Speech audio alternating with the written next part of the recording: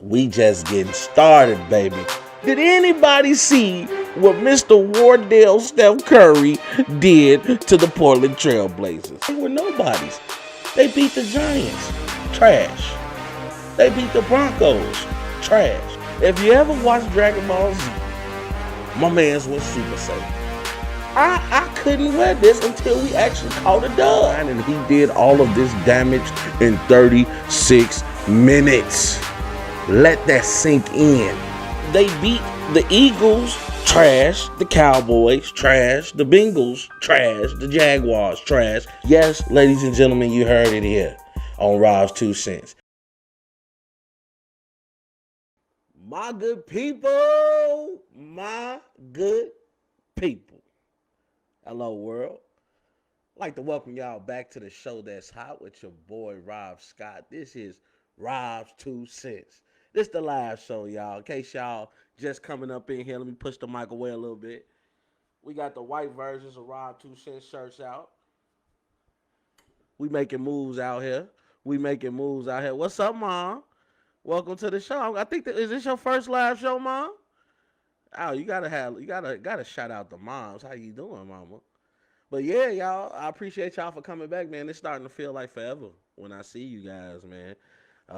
Trust me, I want to record more days, but it's a lot going on. Before I start, got to give a shout out to the show I've been on for the past couple of weeks. It's called the Rewind Sports 60, hosted by the great Jerry Rouse, co-hosted by Brother Dan Marvelous. I've been on this show for the past 4 weeks. Made a studio appearance last week. I'm on there pretty much as the NBA analyst guy. And I appreciate those guys for, having me on there, giving me that exposure, giving me this experience, to, step my game up. And it's been a hell of a ride. Like, being on the radio, hearing yourself, seeing yourself. Shout out to the Rewind Sports 60. They signed a deal with Roku. Excuse me. So now they have their own channel on Roku. So if you have Roku TV, you might start seeing Rob's 2 Cents on Roku TV as well under their channel. So we're definitely working out the details with that because, as you guys know, I'm with a new gig now, and this gig is going to require a lot of my time. So I love doing this so much that I'm still going to find time to do this because, I love you people and I love talking about the world of sports. So, yeah, definitely be on the lookout for that. I'm pretty sure I'll be on there this Sunday. It usually airs at 6 p.m. on WCPT, 8:20 a.m. That's a radio station in Chicago. Also, you can see it on their Facebook Live under their radio station page, which I'll share a link on my page if you guys are interested in keeping up with what I'm doing, trying to take Rob's 2 Cents to new heights. And speaking of new heights, that brings me into a perfect transition.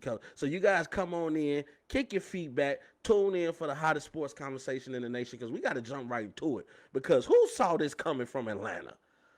Who saw Atlanta in the Eastern Conference Final? I know I didn't, and I'm supposed to be an expert at what I do. I can tell you right now, whoever betted on Atlanta to make it to the Eastern Conference Finals right now, they are rich.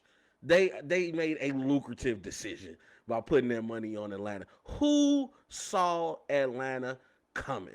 Now, mind you, Trae Young hasn't had the best shooting within this series. If we go to their series right now, man, I believe Trae Young he probably was averaging around 30 points in that series. Definitely averaging almost 10-digit assists in that series. I mean, who saw Atlanta coming?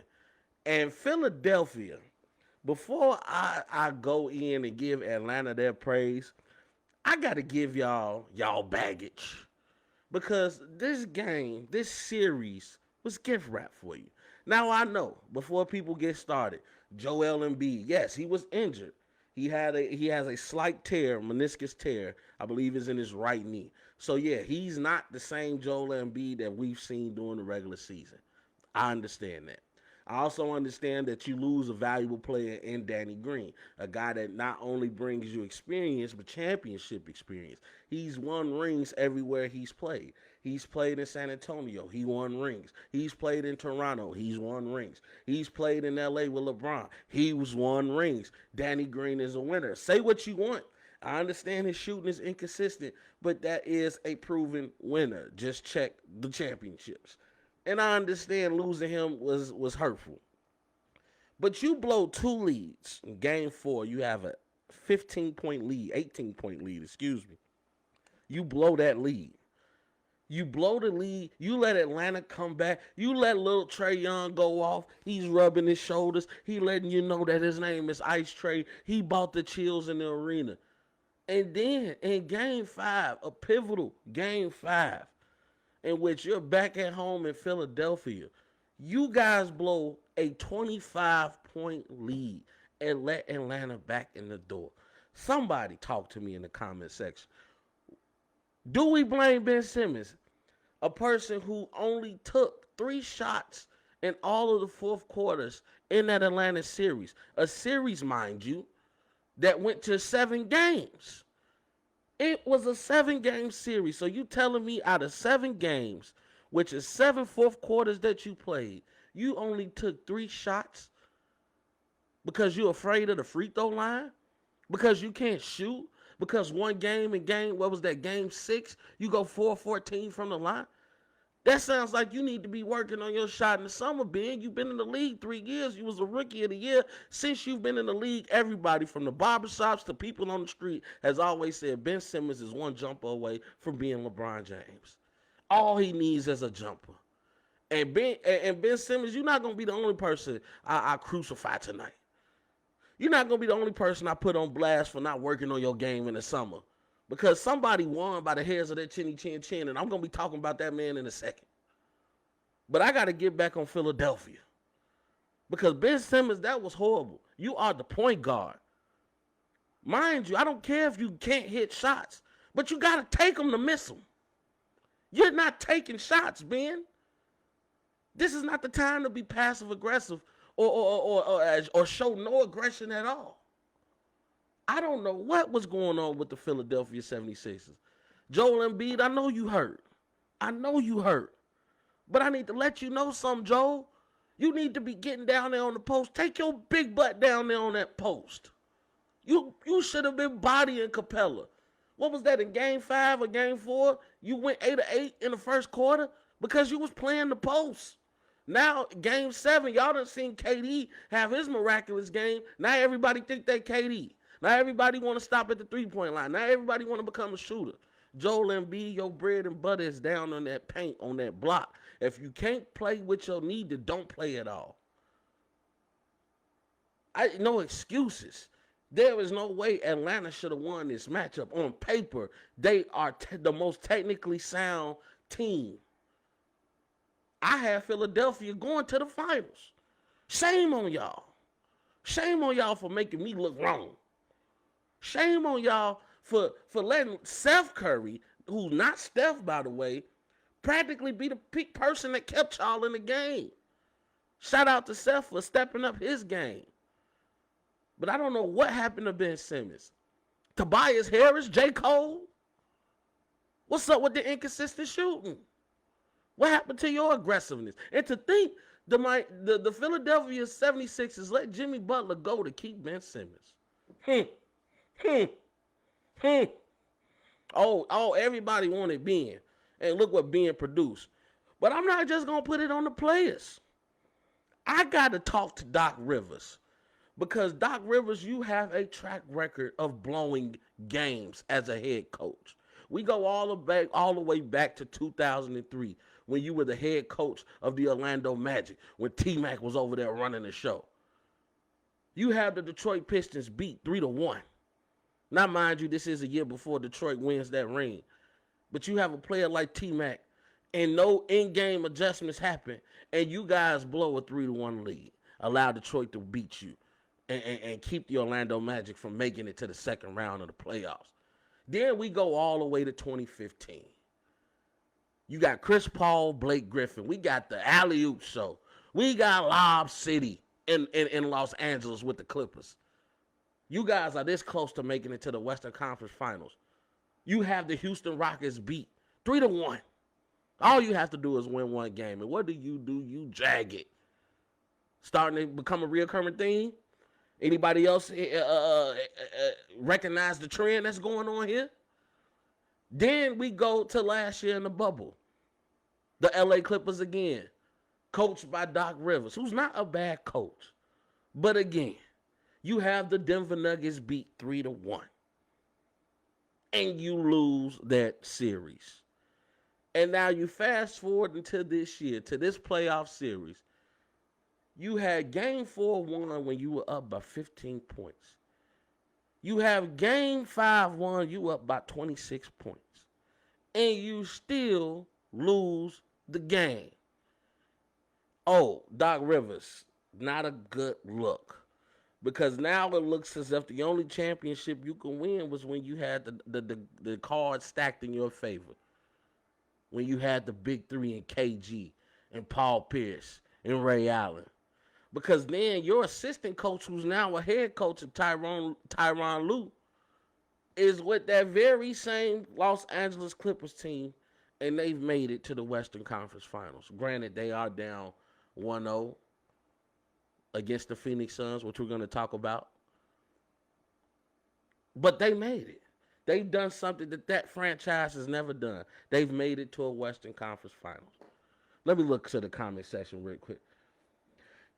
Hey, De'Aaron, I'm glad you said that. I'm mad I didn't see your comment before I started talking and I appreciate you for being on this show, brother, for being in attendance. Jay, I appreciate. Hey, Jay, great point. Great point. They had a chance to get James Harden wanted to go to Philly.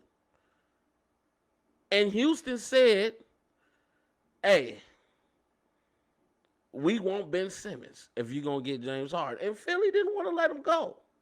This is what you get. This is what you get. And then Ben Simmons, says I wasn't aggressive with the ball. Duh. That was obvious. I don't know. And the only reason I give Ben Simmons such a hard time is just because this is what you wanted. You BS'd your way through college, through LSU. You didn't want to be there. You didn't go to class. You didn't take school seriously. You knew you were going to make it to the NBA, and then you get to the NBA and we get performances like what we saw in your Game 7. When you're passing up open dunks. You have a wide open dunk, and you pass it to Fivell so he can get fouled. Why? Did you see the look on Joel Embiid's face? Why? Dunk the ball. Shoot the ball. I don't care if you can't shoot. Shoot. Make them stick you. Make them honor you out here on this floor. Philadelphia is now gone now. They're now in Cancun with a game by Trae Young, even though he was 5 of 23 and you lost. Their star player goes 5 of 23 in Game 7 and you lose. Granted, Trae Young hit some threes when they counted. He hit big threes when they needed them. He hit them when and made them count. But what a game by Kevin Huerter, who was just dog walking Seth Curry. And that's why I talk about in-game adjustments. When is it going to click in your head, Doc Rivers, maybe I need to get Seth off Huerter? Because this man that's at 6'7" is killing my 6'4", 6'5" point guard. And Kevin Huerter, I don't blame you. Take advantage. He smelled blood in the water. He knew he can take Seth. And he took him. The Currys are not known for their defense, just their shooting. Philadelphia is now gone. So now we have Atlanta versus Milwaukee, who had a great Game 7 against the Brooklyn Nets. And I was honestly shocked. We just skip to the fourth quarter to the last second shot that KD missed. That he hit, but his foot was on the line. That was an amazing shot. Spinning around into the shot, toe on the line. Could have took the game away. Toe was on the line. And I just got to give props to Drew Holiday. He didn't have the best of games. I believe at one point in time that man was 3 of 18 from the field. And to have the moxie, to have the guts, to have the confidence to step up and hit that key three-pointer in money time, as I like to call it, to hit that fadeaway, to give Giannis the help that he needed. Because that was the difference in the game. Giannis had help down the stretch. He had Drew. He had Chris. And Chris Middleton has definitely made a name for himself in this year's playoffs. KD didn't have anybody. He had James Harden, who granted had 22 points, but I believe he was like 2 or 13. Let's go to the stats. He was like 2 or 13 in that game, and I'm still in disbelief that the Nets lost that game. Excuse me, I'm getting there. There we go. KD had 48 that game. What a monster KD was, man, in that game. We got Giannis, who had 40. PJ Tucker had 11. Chris Middleton had 23. Drew Holiday, and again, he was 5 of 23. Chris Middleton was 9 of 26. So they didn't have a great shooting night. But they hit the shots that mattered in money time. That was the difference in the game. KD didn't have anybody. He had 48 points. He was 17 to 36. You know, he didn't have the best shooting night, shooting 4 of 11 from the three-point line, but he was playing. But James Harden, even though he had 22 points, he was 5 of 17. He was 2 of 12 from the three-point line. He was out there with one leg. I give him, all the respect in the world for coming out there, because they said it's a grade 2 hamstring strain. So, he's in pain. You can clearly tell that he had no mobility in his game. James Harden's game is built off mobility and strength, and he was definitely hindered playing on one leg pretty much. But granted, no excuses. You got to win with who's out there. And that Brooklyn Nets team, health was not their wealth this year. They're definitely going to come back with a vengeance next year. I'm pretty sure they're going to have some interesting players that want to play with them. This team does have an interesting dynamic, just knowing that you have 3 players that can go crazy at any time, but it just wasn't meant to be this year. And Giannis almost got the shame on you moment like Philadelphia did, because of the fact you let a James Harden, who's sticking you on one leg, wave off help, and you shoot a fadeaway. Giannis, you another player, brother. You need to be going in the gym this summer and working on your game. It shouldn't take you 10 seconds to shoot a free throw. It shouldn't. You should have added a 17-foot jumper to your game. Do you know that if you had that jumper added to your game, Giannis, you would be probably one of the most unstoppable players in the league? But you have no moves. You do the same thing over and over. It's dribble, spin move, and run people over, Giannis. That doesn't work in the playoffs. And if you guys are not careful, Atlanta is going to continue their Cinderella run, because Atlanta has shown that they have grit and grind and that you cannot put this team away. Now, granted, again, on paper, the Bucks should destroy the Atlanta Hawks. This should be an easy game, an easy series for them. Atlanta is too small. Milwaukee has too much height, and they have too much advantages at their lineups. You got Brook Lopez, who can clearly pull out Clint Capella. He's going to have to play him on the perimeter. You have Giannis, who's just physically bigger than Collins. He can probably body Capella a little bit too. You have Chris Middleton. Who you going to put on Middleton? You going to put Hurt on Middleton? I don't think that's going to be a great matchup. And Drew Holiday, he's not going to be able to slow Trae Young down, stop him, but he's going to be able to slow him down. This Milwaukee Bucks team this should be a sweep. If you ask me, I'm still shocked that the Atlanta Hawks have made it to the Eastern Conference Finals. Didn't see that coming. Again, if you betted on this, Please tell me what numbers you have picked for the lottery, and I will play those numbers because nobody saw this coming from the Atlanta Hawks. No, the Bucks won that game. You know, Brooklyn just didn't have enough. Jay, that was a great question. Mario, appreciate you for being in there, brother. I appreciate the love.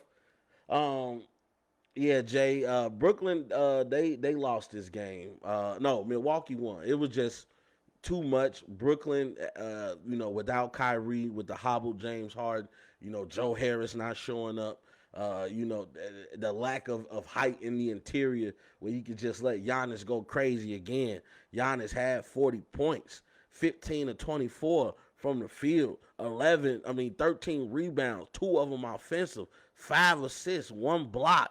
Giannis had his way out there. And there's nobody on the Hawks that I think can stop Giannis. And I do believe Milwaukee will start hitting those threes again. It's going to make it a tough going for the Atlanta Hawks. But, yeah, it was just too much of Milwaukee for the Brooklyn Nets.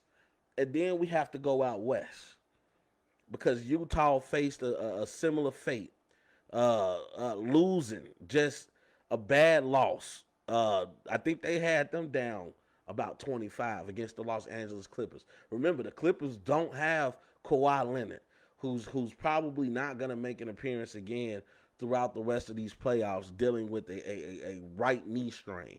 And we all know that Kawhi's knees have gave him problems probably for the last 5 to 6 years of his career. He hasn't really been the same since he stepped on Zaza Pachulia's foot. When the San Antonio Spurs were playing the Golden State Warriors, when, they was calling him Zaza Cheap Shot. He hasn't been the same since then. Are we really going to rely on Paul George? Now, Paul George had a great game 7. I'm not going to take anything away from Paul George. I didn't, they mess with him. They call him Pandemic P. But you know who stepped up? Terrence Mann, my main man. Who saw Terrence Mann coming? 39 point? Who saw that coming? He's had 9 rebounds. Oh, man. Let me get to this box score. Oh, man. Terrence Mann had himself a game. He had 39 points. He went 15 to 21 from the field. 7 to 10 from the three-point line. That's 70%, ladies and gentlemen. He had 2 rebounds. He had 1 assist and 2 steals.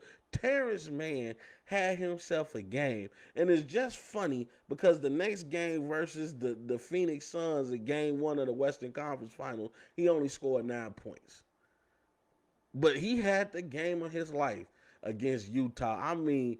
Whatever Kawhi Leonard, is sipping on, Terrence Mann had a little bit of that juice. That boy was cold that night. That boy was doing it all. They kept leaving him open in the corner. He kept hitting those corner threes, just having his way defensively, making it tough. As I mentioned, he had 2 steals. Paul George showed up to the party. He had 28 points, even though he was 10 of 24 from the field. I know he was just thanking Terrence Mann and my boy Reggie Jackson, Mr. June, as we know the original Reggie Jackson, Mr. October, who played baseball. This Reggie Jackson is Mr. June.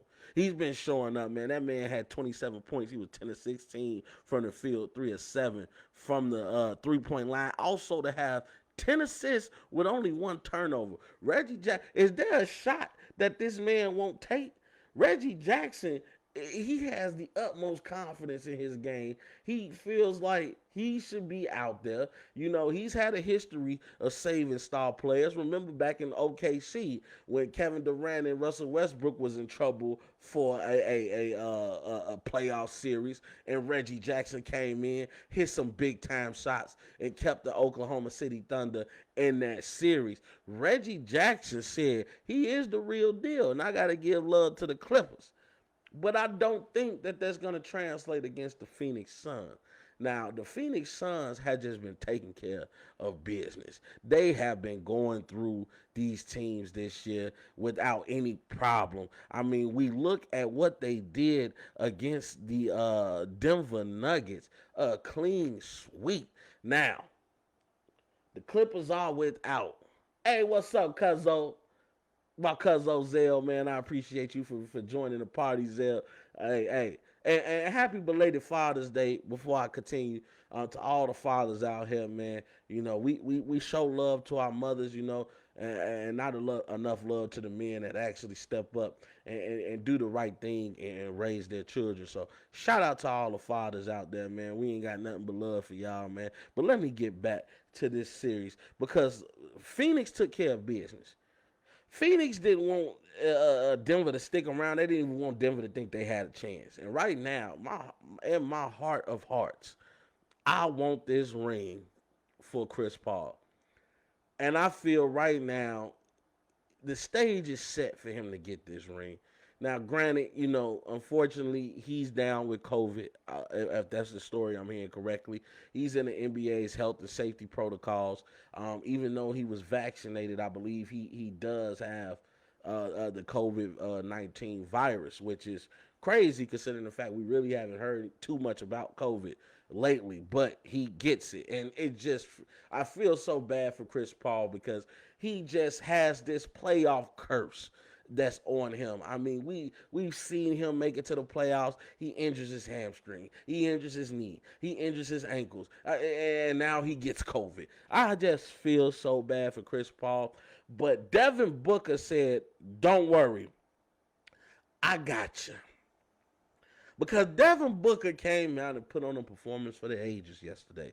If you guys didn't see, the Phoenix Suns beat the Los Angeles Clippers in Game 1 of the Western Conference Finals, 120 to 114. Devin Booker had himself a game. Overall, final box score read 40 points. He was 15 of 29 from the field, 3 of 7 from the three-point line. Knowing that Chris Paul wasn't there, what did he do? He elevated the rest of his game. He got 13 rebounds for you. He got 11 assists for you. He only had 2 turnovers, and he was just efficient all night. If we look at what Devin Booker did in the third quarter, he scored 29 points overall in the second half and 18 in the third. He was just out there hitting jumper after jumper after jumper, elevating his play, bringing his team along. You should have heard that Phoenix Stadium. They were loud because they know that they have a killer in Devin Booker. Now, Devin Booker hasn't been getting the love that he feels that he deserves in the NBA. Being not voted into the All-Star team. Being not voted All-NBA. Devin Booker feels like he's being overlooked and overvalued, and undervalued, I should say. And let me tell you guys something. I knew. We saw Devin Booker score 72 points on the Boston Celtics team, the highest scoring output since we saw Kobe do it. We saw Devin Booker hit a game-winning shot in the bubble on the Los Angeles Clippers with both Kawhi and Paul George hands in his face. We saw him lead the Phoenix Suns team that was undefeated in the bubble 8-0. And we knew that if he gets the right leader over there, that this Phoenix Suns team is going to be scary. We've seen the elevated play in DeAndre Ayton. We've seen Cameron Payne, Mr. Dance with Westbrook on the sideline himself, step up his game. And now you bring in a Chris Paul who has taken teams and made them better. We saw what he did with the Los Angeles Clippers. Made them a perennial playoff team. We saw the elevated play that he brought to the Houston Rockets, even though him and James Harden didn't get along. Even though I'm the biggest Golden State fan. We don't know what could have been if Chris Paul would not have got injured. Because Houston was giving it to the Warriors. With KD on that team. They could not see because Chris Paul is a pit bull. He wants the ball. And he's going to make the right plays with the ball, hence the name the point guard. And now we saw he took a team that wasn't even in the playoffs last year. He took a team that only was able to get into the bubble last year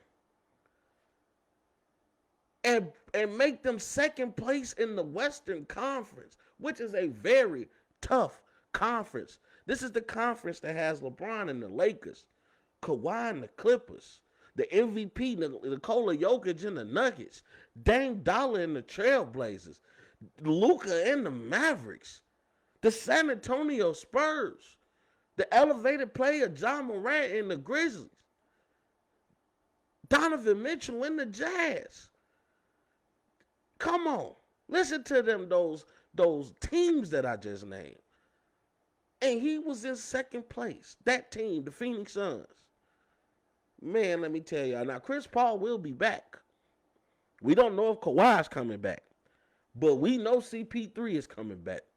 And you can definitely just get and Zion too. You right about that, cuzzo? You got Zion over there in the Pelicans. I'm going to talk a little bit about Zion in a second because, whoa, the information I've been reading about him. Wow. But just to see what Chris Paul has done with this team, you know, and at the age of 36, being in the MVP discussion, just because of his mindset. He, you know, just hearing his team gush about him, they tell you that Chris Paul is the leader that they needed. And there's no egos on the Phoenix Suns team. Devin Booker has not shown any animosity towards Chris Paul, even though we clearly know that Devin Booker is the leader of this team when it comes to scoring. When it comes to on-the-floor play, Devin Booker is definitely somebody to be reckoned with. You can definitely see Kobe and the mentorship that he had over young players like Devin Booker, over Kyrie, over Jason Tatum. You can see that on the floor, the impact that Kobe has left to these gentlemen, even to a guy like Luka, to Kawhi. You know, I love hearing those stories on these podcasts when players break down what Kobe meant to them and meant to their game, just to have a conversation with them. And Kobe was open and receptive, you know, to teaching the young guys that it all starts with work. Don't look at the finished product. Look at what it took for me to get there. I always compare that when I talk about Floyd Mayweather. Everybody see the cars. Everybody see the houses. Everybody see the record, 50-0. Are you guys watching the 24/7s when you're seeing Floyd Mayweather in the gym at 1 in the morning, running a 15-mile, having a 15-mile run? You know, the countless hours that he spends in the gym training his body and toning his body to have the endurance to go all the way through 12 rounds, to go through 12 rounds, and at the end of the fight, you see other fighters huffing and puffing, and you look at Floyd Mayweather, he look like he can go another 12 rounds. You look at players like LeBron, who spends $2 million on his body to have the right chefs, to have the right workout equipment, to have the right trainers. You know, these players take that serious, and Kobe was the manifestation of that. That Phil Jackson always says that Kobe was a harder worker than Michael Jordan. Michael had the talent, and Michael worked hard. But Kobe was a freak. He loved the gym. He was a freak of nature. My boy Phil, Coach Phil, assistant coach for the Los Angeles Lakers, who just did an All the Smoke podcast, spoke about, and you guys can catch him on 94 Feet of Basketball. Everybody know Coach Phil. He's been teaching basketball for a very long time. And he talked about that when he first got to the Los Angeles Lakers as an assistant coach, he wanted to work out with Kobe. And Kobe said, okay, you know, meet me here at 5:45. He thought Kobe meant 5:45 in the evening. They come in and work the next day, and Kobe asked him, where was you at? You don't take your job seriously? Dude said, I was here. Coach Field said I was here. I was at 5:45. Kobe said, not the evening, man. We get our work done early in the morning. So that's the work ethic that you've seen Devin Booker have and possess, and he's definitely stepping up to that next level, man. I mean, just to have a game like yesterday, that was a complete overall game. That he knew Chris Paul wasn't there. So he had to pick up the slack and the assists column. He had to playmate and get everybody in positions to hit shots to make them better because he know he can get his shot at any time. Devin Booker is cold-blooded. And Devin Booker, that boy cold. That boy cold. And it's going to be hard for the Clippers. Without Kawhi Leonard, you're going to be asking a lot of Paul George. And unfortunately, we've seen in the past, Paul George doesn't respond well to when the pressure is on. We saw him crumble in Indiana, facing LeBron in the Miami Heat all those years. We saw him crumble playing with Russell Westbrook. We saw him crumble the first year with the Los Angeles Clippers, and they started calling him Pandemic Pete. I'm not going to put my money on Paul George. I think we're going to see the Milwaukee Bucks versus the Phoenix Suns in the NBA Finals, and then we'll talk from there. A couple things to be looking out for. Tyson Fury going to be fighting Deontay Wilder July 24th in Las Vegas at the T-Mobile Arena. It's going to be an action-packed fight. I don't know if you guys seen the face-off with these two gentlemen, with these two fighters, these two champions, but it was serious. They locked eyes for about 5 minutes. Didn't look away, was barely blinking. All you heard was the lady in the background saying, "Could you please turn around and face the cameras for a photo op?" But this wasn't about selling the fight. I think Deontay Wilder has taken this fight personally. I hope that he's went through all of the necessary things that he needed to go through during his off season. In particular, learning how to box. Because Deontay Wilder wasn't a boxer, he was a fighter, and he was in the ring with a boxer, and we saw what happened with him against Tyson Fury. You've heard this from me before. No need to go through it again. But I'm definitely excited about that fight. Gonna be definitely tuning in for that fight. Also in the NBA, Zion Williamson, one of the many players who are voicing their opinions about their current teams right now, saying that they are unhappy. Zion Williamson is not happy in New Orleans. And it's rumored now that he's put it out there that he only wants to play for Golden State. Now, I'm not saying Zion Williamson is going to change life for Golden State. But what I am saying is the league better hope that that doesn't happen.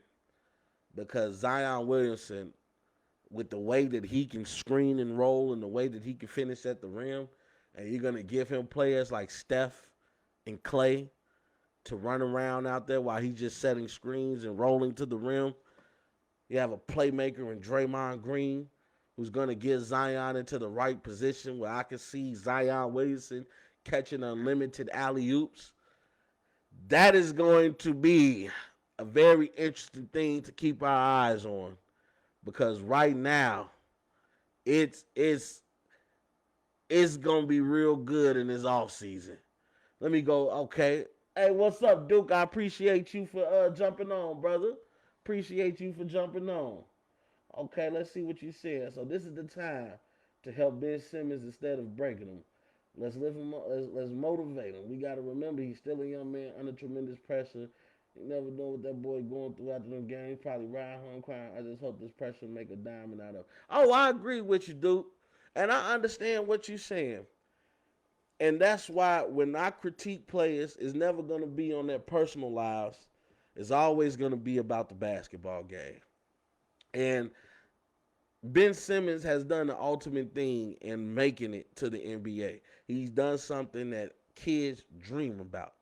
We've all had those NBA dreams of playing in front of those crowds, making all this money, and being a superstar. And because he has been labeled as an all-star, I can't let him go without him hearing these words. Now, I hope these words or any words from any analyst will help him see that he needs to get better. But you've been in the league for 3 years. You've won Rookie of the Year. You've been an all-star. You've now probably made yourself a perennial all-star. You were in the running for Defensive Player of the Year. So I'm going to give him his accolades when he does good. But I'm also going to give him constructive criticism when he's not doing so good. And for him to only take 3 shots in 7 games in the fourth quarter, to pass up open dunks because you're afraid to go to the free throw line, I got to mention that. Now granted, Doc Rivers did it again. And I'm glad that you brought this subject back up. He did it again. He threw another player under the bus. We remember what happened with the Los Angeles Clippers when they lost and blew that 3-1 lead. Paul George goes under the bus. And now, they ask him, do you think you can win a championship with Ben Simmons as your point guard? And he says, no. So it's not right to throw your team under the bus when you're the captain of that ship, being the head coach of that team. Because you wouldn't want your team to throw you under the bus. Because I do believe that we've seen Doc Rivers coach his last game in Philadelphia. That's ridiculous.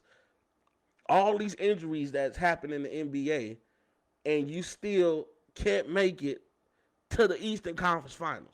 You still can't make it to the big. You can't win a Game 7 to save your life, Doc. And I love Coach Doc Rivers, especially as a black man. He always standing up for us as a people. But I'm not going to let them and how I like them personally affect how I talk about that game. If you're trash, you're trash. Giannis is trash to me. Until you work on your game and show me that you are wanting to elevate. Now, Giannis is a workhorse. He's worked on his free throws. He can be a lot worse. But I need Giannis to start working on his shooting. I need him to catch up with the times. Most of your 7-footers now are shooters. Only time will tell, y'all. Last thing before we get out of here. Do you guys see what's been going on in the NFL? But I appreciate you, Duke, for that statement, and I try my best not to beat up our black men. But hey, if you're trash on the court, you're trash. I gotta call it like I see it. What's going on, Vaughn? I appreciate you for being here. Yeah, I appreciate you for coming in and showing some love. Yes, everybody, I just want to let you guys know Green Bay will probably more than likely be without Aaron Rodgers for this upcoming season. I know that sucks for all the Packers fans right now, but it seems like this guy is serious. He was hurt by that general manager and that organization, and how he feels they've mishandled the treatment of him as a star quarterback in this league. And he said, either trade me or I won't play. And I know I'm under contract, so I will retire if need be. Man, it is not looking too good for the Packers. All the momentum in the world right now is going for the Bears. Watching these players' reactions of having a quarterback, the type of player like Justin Fields. These players are excited. It's a lot of excitement in Chicago right now, just hearing the buzz on the street and reading the articles. People think that the Bears have a real chance to do something this year. Remember, it is going to be a 17-game season this year, so we've gotten away from the traditional 16-game season that the NFL usually has, man. It's going to be a lot going on this year, baby. And I appreciate it, and I want to let you guys know, I think Justin Fields is going to have a great impact. Now, I don't know if he's starting. Seems like the Bears are going all in for Andy Dalton. But again, as I spoke about on the Rewind Sports 60, on the show we did on Sunday, I believe we see Andy Dalton maybe for 3 or 4 games, and then we're going to get Justin Fields some time to go out there to show us what he can do. You don't pick a quarterback that high without letting him play. And that seems to be what Aaron Rodgers' problem is with the Green Bay Packers, with them drafting the Jordan Love back in 2018. He said, hey, when we decided that we were going to get a new quarterback, and you didn't think it was cool to run it by me. So Aaron Rodgers was in that position because he was the quarterback that was picked up to replace Brett Favre. So he's seen this song and dance all before. He's well aware of what the drill is. So he's not a happy camper, and Aaron Rodgers, if he doesn't leave, that definitely makes the Chicago Bears a favorite in the NFC North to get some postseason football played this year. Hopefully we won't lose the first game like we did last season, but we're definitely going to be keeping our eyes on the NFL too. A lot of big things happening. As we know, Tampa Bay has bought back their whole team, including Antonio Brown. So they're primed and ready to make another run for the NFL championship, man. And that's my time, ladies and gentlemen, man. I appreciate you guys for being here. As you know, is 30 dark hour right now in the NBA. No games being played as we get down to the nitty gritty as the season almost comes to an end. We have tomorrow we'll be seeing the Los Angeles Clippers versus Phoenix. And then on Wednesday, and that'll be in game 2 right now. Phoenix is leading in that series 1-0. And then we'll finally see game 1 of the Eastern Conference Finals on Wednesday, June 23rd. As the Atlanta Hawks, I am still shocked to say this, the Atlanta Hawks will be going against the Milwaukee Bucks in the game in game 1 of the Eastern Conference Finals. Quick little interesting note. The 4 teams that are remaining in this year's playoffs, as I was watching this on Inside the NBA, 2 of them have only 2 franchises have won championships.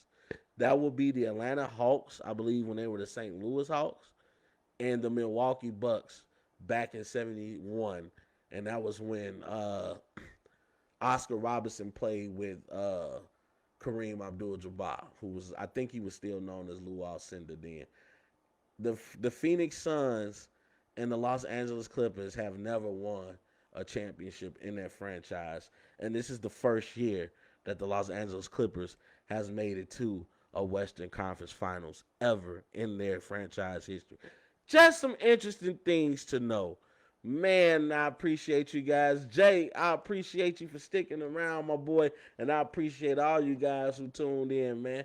This was a Monday night. I appreciate you guys for showing me love. Make sure you get your rest. Make sure you're ready to hit the week.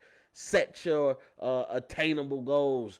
Make sure you set a plan to achieve these goals. And then you go out here and execute, man. This been your boy that's hot, the boy Rob Scott. Make sure if you didn't catch it tonight on Facebook, tell your friends I'll have it on YouTube. Tell them it'll be on Spotify.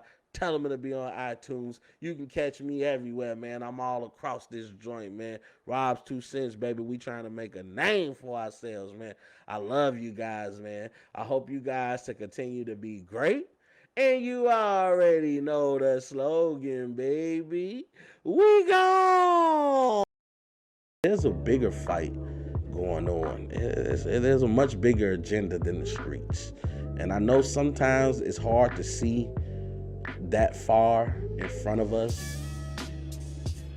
But we have to look past the illusions. Look past the delusions of grandeur. And look at the bigger picture. We need to become better versions of ourselves each and every day. Fight for what you believe in. Because if you stand for nothing, you'll fall for anything. We just getting started, baby. You guys know the slogan now. Hope you all have a great evening. And we go.